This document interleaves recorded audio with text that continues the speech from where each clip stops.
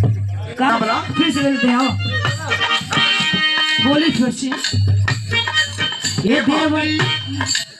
ए भौजी मोर भौजी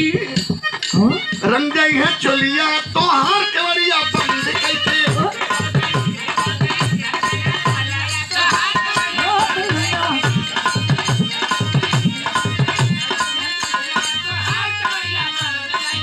हे देवर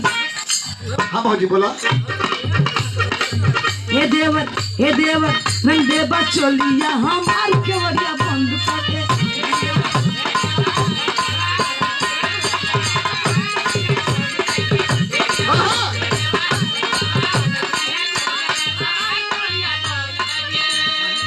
सुना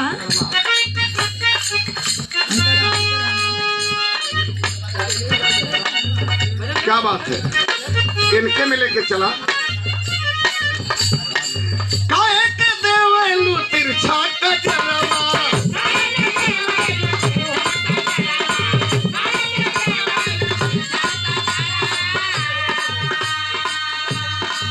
उन फगुनवा में तोहरो अचरवा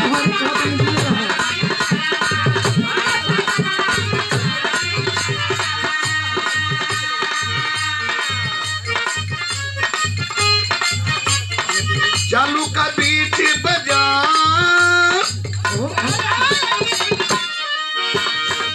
चालू का बीच बाजार